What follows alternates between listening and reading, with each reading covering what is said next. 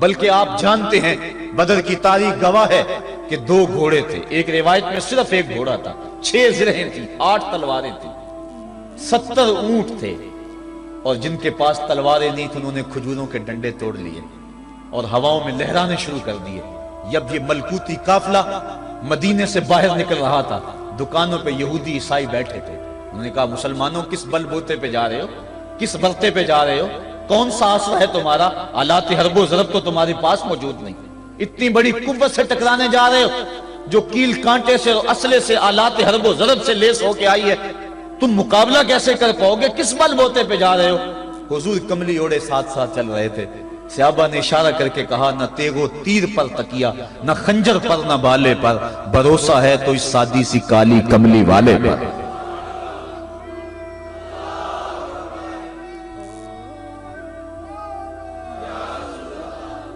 اب اس ماحول میں جبکہ کفار پورا لاؤ لشکر لے کے آئے اور ابو جہل نے کہا اعلان کر دو لنا عزا ولا عزا لکم، یہ ان کے بت کا نام ہے، ہمارے پاس عزا ہے تمہارے پاس عزا نہیں، ہمارے پاس لات ہے تمہارے پاس لات نہیں، ہمارے پاس منات ہے تمہارے پاس منات نہیں، ہمارے 360 خدا اور تمہارا ایک خدا، مقابلہ ہی لے۔ اس نے کہا کھڑے ہو کے اونچی جگہ پہ کہا اپنے نقیب کو اعلان کرو لنا عزا ولا عزا لکم۔ حضور کے کانوں میں آواز پڑی، فرمایا علی تم بھی اونچے ٹیلے پہ کھڑے ہو جاؤ اور تم ان کو جواب میں کہو اللہ مولانا ولا مولا لکم، اللہ ہمارا مولا ہے تمہارا مولا کوئی نہیں ہے۔ اور پھر حضور نے سجدے میں سر رکھ دیا۔ سجدہ اتنی بڑی قوت ہے، ہزاروں ایٹم بمبوں کے اندر وہ قوت نہیں ہے جو سجدے کے اندر طاقت رکھ دی۔ آج دنیا سے ہم ڈر رہے ہیں اس لیے کہ ہمارے سجدے چھن گئے ہیں، ہمارے سجدوں کی آبرو چھن گئی ہے، ہمارے سجدوں میں وہ حرارت اور گرمی نہیں رہی، وہ رقت اور وہ نرمی نہیں رہی۔ بدر کا میدان ہے، 1000 کا لشکر جرار مقابلے میں ہے اور وہ پورے لاؤ لشکر کے ساتھ ناز و تفاخر کے اندر مسلمانوں کو ملیا میٹ کر دینے کے جذبوں سے دانت پیس رہے ہیں کہ آج مسلمانوں کو کچا چبا دیں گے۔ مسلمانوں کے ساتھ پاس صرف 8 تلواریں اور ان کے بطن میں کھانے کے لیے کچھ نہیں۔ جس کھجور کو چوس کے روزہ رکھتے ہیں اسی کھجور کو چوس کے روزہ افطار کرتے ہیں۔ یہ حالت مسلمانوں کی، بدن پہ چیتھڑے لگے ہوئے کپڑے ہیں، عجیب حالت ہے۔ پھر کون سا آسرا تھا جو مسلمانوں کے کام آیا؟ مصطفیٰ کریم نے مسجد عریش میں سجدے میں پیشانی جھکا دی۔ حضرت ابو بکر صدیق رضی اللہ تعالیٰ عنہ فرماتے ہیں میں حضور کے ساتھ تھا، ساری رات مصطفیٰ روتے رہے، آنکھوں میں آنسو ہیں، حضور کی چادر سر انور سے سرک کے حضور کے کندھوں پہ آ جاتی، پھر کندھوں سے پشت پہ آ جاتی، میں اٹھا کے حضور علیہ السلام کے سر پہ رکھتا اور کہتا حضور بس کرو۔ حضور بار بار روتے اور اللہ کی بارگاہ میں سجدے میں سر ڈال کر التجائیں کرتے۔ لفظ کیا تھے محبوب کی زبان پہ، آج تک ایسی ناز والی دعا کسی نے نہیں کی ہے جیسی دعا مصطفیٰ جان رحمت نے کی۔ مصطفیٰ کریم سجدے میں سر رکھا ہے اور کیا کہا اللہم ان تہلک ہذہ العصابہ لم تعبد فی الارض ابدا، میرے مالک میں نہیں کہتا کہ ان لوگوں کو بچا لے، دیکھ میری زندگی کی کمائی یہی 313 ہے جو میں تیری چوکھٹ پہ لے کے حاضر ہو گیا ہوں، میری زندگی کا کل اثاثہ، میری زندگی کا کل سرمایہ کوہ ابو قبیس پہ کیے گئے درسوں کا نتیجہ، عکاظ کی منڈی کے اندر دیے گئے درسوں کا نتیجہ، اور ذل مجال کے میلے میں تیرے دین کی تبلیغ کا نتیجہ، طائف کے بازاروں میں پتھر کھا کھا کے جو تبلیغ کی اس کا نتیجہ، رستے میں گڑے، رستے میں بچتے ہوئے کانٹے، اور مکے کے بازاروں میں میرے بدن کے اوپر پڑتی ہوئی اوجریاں، میں نے پھر بھی تیرا کلمہ بلند کیا۔ میرے مالک میری پوری زندگی کا گداز، میری پوری زندگی کا سرمایہ، میری زندگی کے آنسو، میری زندگی کا رونا سینے حرم کے اندر کعبۃ اللہ کی چھاؤں کے میں سجدے کر کر کے، کوئی کبھی میں نے عمر مانگا، کبھی میں نے حمزہ مانگا، تیرے دین کے لیے میں نے جو ایک ایک کر کے تنکا جوڑا اور یہ ایک چھوٹا سا گھونسلہ بنایا، یہ گھونسلہ اب بجلیوں کی زد میں ہے، کفار کی بجلیاں اس گھونسلے کو جلا دینا چاہتی ہیں۔ میرے مالک میں یہ نہیں کہتا کہ میرا گھونسلہ اور میری یہ مٹھی بھر جماعت اور یہ چند میرے لوگ اور یہ میرا سرمایہ اور اثاثہ، میری پوری زندگی کی کمائی، میری جوانی کا سرمایہ جو میں نے تیرے سامنے لا کے رکھ دیا ہے، میں یہ نہیں کہتا ان کو بچا لے، لیکن میرے مالک اگر یہ نہ رہے تو قیامت تک پھر تجھے بھی خدا کوئی نہیں کہے گا۔ ان تہلک ہذہ العصابہ لم توبد فی الارض ابدا، اگر یہ نہ رہے تو قیامت تک تیرے نام کے ڈنکے بجانے والے بھی دنیا پہ نہیں ہوں گے۔ یہ حضور نے اللہ کی بارگاہ میں دعا کی اور سجدے میں سر رکھا ہے۔ حضور علیہ السلام کی آنکھوں میں اشک جاری ہیں، سجدے سے قوت حاصل کی جا رہی ہے۔ دشمن کے مقابلے میں مصطفیٰ کریم سجدے میں سر رکھ کے اللہ سے آرزو کر رہے ہیں۔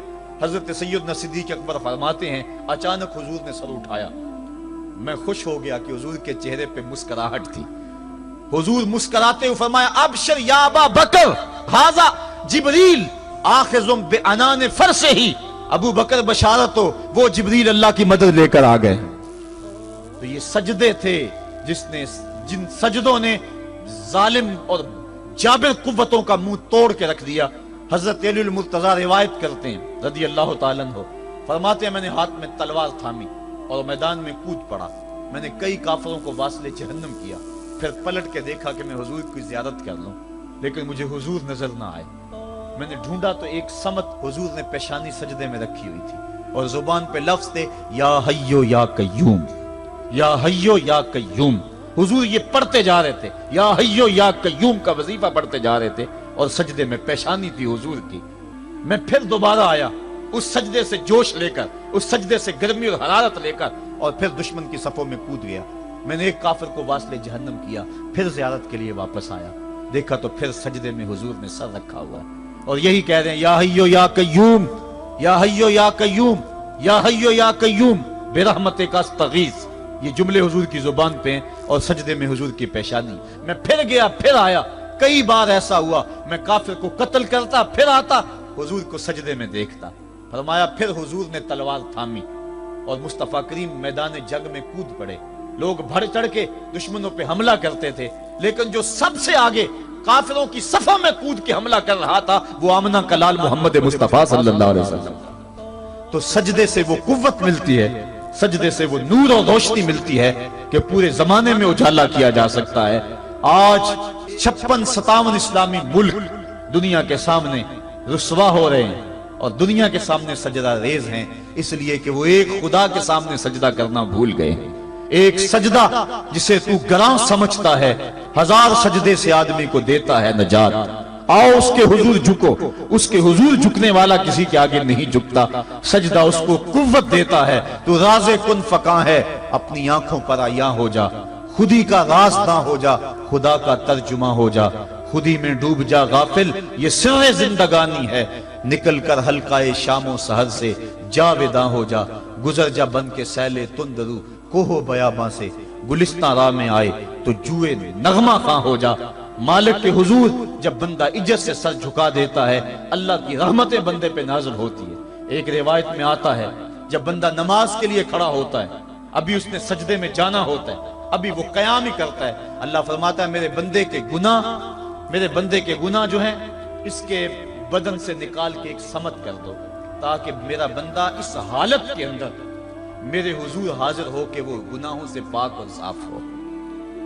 حضرت نبی رحمت صلی اللہ علیہ وآلہ وسلم فرماتے ہیں کہ پھر اس کے سارے گناہ اس کے بدن سے اتار کے ایک سمت رکھ دی جاتی اور بندہ مصلی پہ سبحان ربی العالی کے نغمے الاپتا ہے، رکوع کرتا ہے، سجدے کرتا ہے۔ جب سلام پھیر کے نماز ختم کر کے دعا کر کے جانے لگتا ہے تو فرشتے عرض کرتے ہیں مالک یہ جو گناہ اتار کے ایک سائیڈ پہ رکھے تھے یہ دوبارہ اس کو دے دیں۔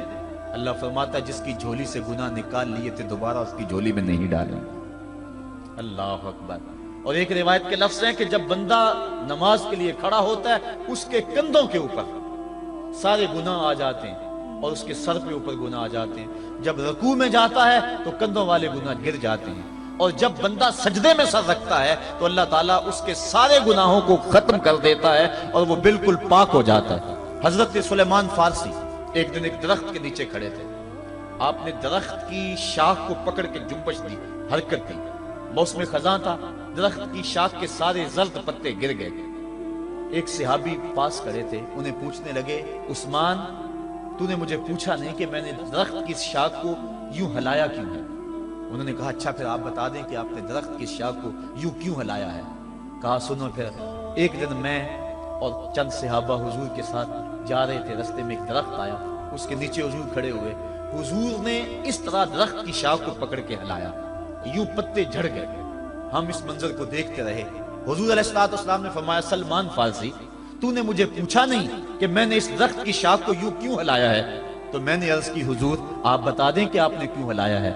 फरमाया, सलमान, जिस तरह इस दरख्त की शाख को हिलाया गया और सारे पत्ते झड़ गए, जब कोई बंदा सजदे में सर रखता है, नमाज पढ़ता है, उसके सारे गुनाह धुल जाते हैं और वो पाक और साफ हो जाता है। एक दिन फरमाया, सहाबा, अगर कोई बंदा उसके घर के सामने से नहर गुजरती हो और वो दिन में 5 मरतबा उस नहर के अंदर गुस्ल करे, तो बताओ उसके बदन के ऊपर कोई मैल कुचैल रह जाएगा? अर्ज की, नहीं। फरमाया, इस तरह जो 5 नमाजें पढ़ता है उसके बदन के ऊपर गुनाहों का मैल नहीं रहता। फरमाया, सलातो मेराजुल मोमिनीन, नमाज मोमिनों का मेराज है। इमादुद्दीन अस्सलात, नमाज दीन का सुतून है। हुब्बिबा इलैया मिन दुनियाकुम सलास, अत्तीब वन निसा व जुइलत कुर्रतु ऐनी फिस सलात, मुझे तुम्हारी दुनिया से सिर्फ 3 चीजें पसंद हैं, खुशबू, मनकूहा बीवियां और मेरी आंखों की ठंडक नमाज में रखी है। और हुजूर ने यह भी इरशाद फरमाया, मन तरक सलाता मुतअम्मिदन फकद कफर, जिसने जानबूझ के नमाज छोड़ी गोया उसने कुफ्र ही तो किया, यानी काफरों वाला काम किया। हजरत इमाम फखरुद्दीन राजी ने तफसीर कबीर में लिखा, हाफिजू अलस्सलावात वस्सलातुल वुस्ता, इस आयत करीमा के तहत एक औरत मदीने की गलियों में चीख रही है और कहने लगी, मुझे हुजूर के दर का पता बताओ। हुजूर की चौखट का पता बतलाया गया, वो हाजिर हुई। आका करीम सल्लल्लाहु अलैहि वसल्लम की खिदमत में अर्ज की, हुजूर, मेरा खामद सफर पे गया हुआ था और मैंने उसकी अदम मौजूदगी के अंदर ज़ना कर लिया।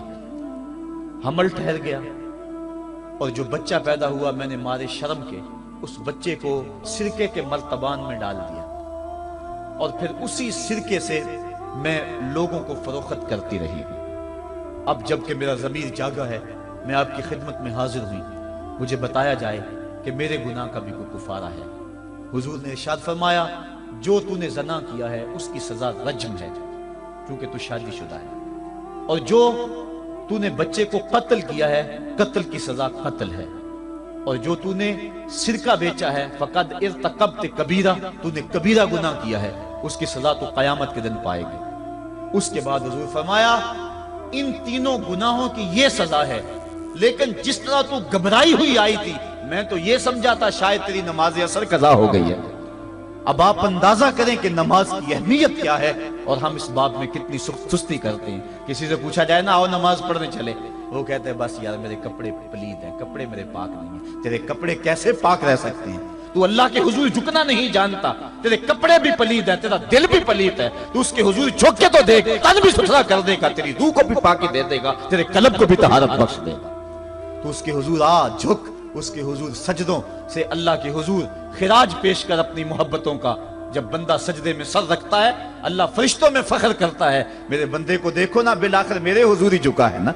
कितने गुनाह किए इसने, कितने जुर्म किए इसने, लेकिन बिलाखिर मेरे हुजूर आया और अपने गुनाहों की माफी मांगता है। फरिश्तों गवाह हो जाओ, मैंने अपने इस बंदे की मगफरत फरमा दी।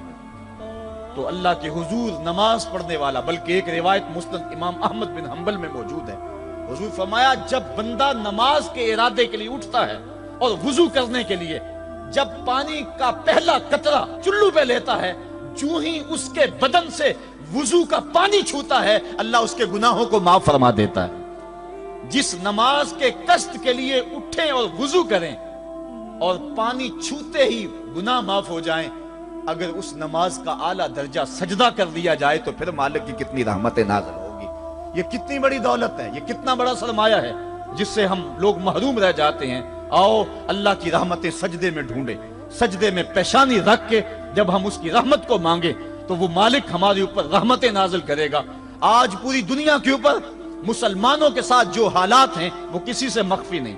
कोई कहता है कि मुआशी तौर पे मुसलमान कमजोर हैं, इस वजह को भी मैं तस्लीम करता हूं। मुसलमान के पास आलात हर्बो ज़रब भी मौजूद नहीं है, इस वजह को भी तस्लीम कर लिया जाए। सियासी तौर पे मुसलमान कमजोर हैं, इस वजह को भी तस्लीम कर लिया जाए। ये सारी वजहें अपनी जगह पे, लेकिन ये भी तो सुनो, मुसलमानों की तादाद इस वक्त 1 अरब 40 करोड़ है। अफरादी कुव्वत इतनी कभी भी मुसलमानों की नहीं हुई थी। इस वक्त मुसलमानों के पास एटमी ताकत मौजूद है, इतनी कुव्वत अस्करी कभी भी मुसलमानों के पास नहीं हुई थी। 56 इस्लामी मुल्क हैं جن میں قیمتی معدنیات سے اور تیل کی دولت سے اور سونے کی قیمتی معدنیات سے یہ مسلمان مالا مال ہیں. کیا کچھ نہیں ہے جو مسلمانوں کے پاس نہ ہو، لیکن ایک دولت چھن گئی مسلمانوں کے پاس، وہ سجدے کی آبرو، وہ سجدے کی عزت، وہ پیشانی رکھ کے اس رب کو پکارنا جو سب سے اعلیٰ ہے، جو سب سے بالا ہے، جس نے موسیٰ کے فرعون کو نیل کی موجوں میں ڈبو دیا. کیا پوری امت مسلمہ 1,40,00,000,000 انسان سجدے میں سر رکھ کے سبحان ربی الاعلیٰ کے نغمے آلاپ کے اپنے رب سے گزارش کریں اور اپنی امت کا رونا روئیں؟ کشمیر میں لٹتی ہوئی جوانیاں اور قدس کے اندر بہتا ہوا خون، شبرغان سے لے کر کابل و قندھار تک اور موصل سے لے کر تکریب تک مسلمان کے اوپر جو ظلم و تشدد ہو رہے ہیں، اپنے رب کے حضور اس کا دکھڑا سنائیں اور اپنے مالک کو کہیں میرے مالک ہم لٹ گئے، ہم کٹ گئے، ہم پٹ گئے، اسلحے بھی موجود، افرادی قوت بھی موجود، سیاسی طاقتیں بھی موجود، لیکن اس کے باوجود مسلمان دبتا چلا جا رہا ہے. اسی کشتی کو ہے خوف تلاطم صدحیف منہ موڑ دیے تھے جس نے بڑھتے ہوئے طوفانوں کے، جو 300 ہو کر جرأت اور وہ طاقت اور وہ عظیمت کی داستانیں رقم کرتے ہیں کہ مالک تو بھی اس دن کو یوم فرقان کہہ کے پکارتا ہے. آج وہ امت بھیچ منجدار کے اس امت کی کشتی ہچکولے کھا رہی ہے. ہماری فریاد، ہمارا استغاثہ تیرے سے ہے میرے مالک، ہمارا کھویا ہوا وقار بحال کر دے اور اس امت کو اس مرتبہ کمال تک پہنچا دے جس مرتبہ کمال تک یہ امت پہلے پہنچی تھی، اور ان کا کھویا ہوا وقار بحال کر دیا جائے.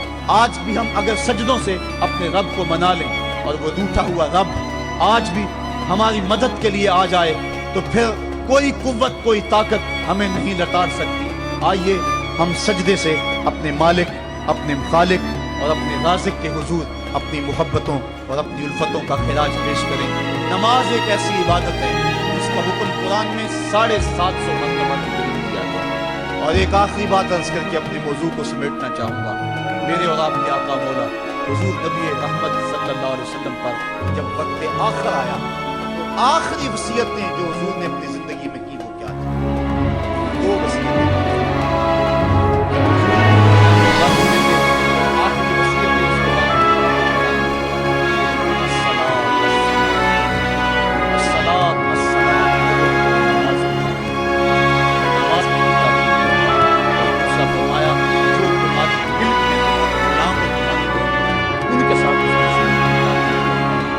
آخری 2 باتیں تھیں جو حضور نے ارشاد کی. حقوق اللہ کے حوالے سے نماز اور حقوق العباد کے حوالے سے حضور نے کمزوروں کے حق ان تک پہنچانے کی تاکید امت کو دی اور اس کے بعد پھر حضور انتقال کر گئے. آئیے ہم سجدوں سے اپنے رب کو راضی رکھیں. اللہ مجھے آپ کو توفیق دے.